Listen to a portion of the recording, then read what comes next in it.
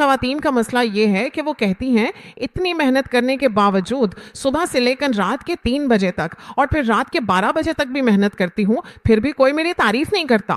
میں پوچھتی ہوں تمہاری تعریف کون کرے؟ تمہیں جو ذمہ داریاں دی گئی ہیں تم انہیں نبھا رہی ہو، تم خدا کی نظر میں ہو، مجھے تمہاری تعریف کرنے کی ضرورت نہیں۔ جو رب کی نظر میں پسندیدہ ہے وہی بابرکت ہے۔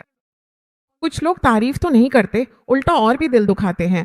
محنت کرنے والی ایک ماں پر الزام لگاتے رہتے ہیں، کہتے ہیں تم نے ایسا کیا اس لیے ایسا ہوا، یہ اس لیے ہوا، وہ اس لیے ہوا، وغیرہ وغیرہ۔ سیدھی سیدھی اور کاٹ دار باتیں اگر گھر میں شوہر سمجھ نہ سکے تو اس عورت کو بہت تکلیف ہوتی ہے، لیکن اس طرح دل چھوٹا کرنے کی ضرورت نہیں۔ مضبوط رہو، کسی بھی چیز کی فکر نہ کرو۔ اگر تم خدا کی نظر میں صحیح انسان ہو تو یہ سب عام باتیں ہیں، ہر خاندان میں ایسا ہوتا ہے۔ کچھ عورتیں بہت روتی ہیں، وہ اپنے آنچل کو خشک ہونے نہیں دیتی، ہمیشہ روتی رہتی ہیں۔ میں یہ سب ایک تجربہ کار خادمہ کے طور پر بتا رہی ہوں۔ یہ سب باتیں کوئی اہمیت نہیں رکھتی۔ جب خدا نے تمہیں کوئی کام سونپ دیا ہے تو اس کام پر توجہ مرکوز کرو، یکسوئی کے ساتھ قدم بڑھاؤ اور مسیحی کی طرف دیکھتے ہوئے آگے بڑھو۔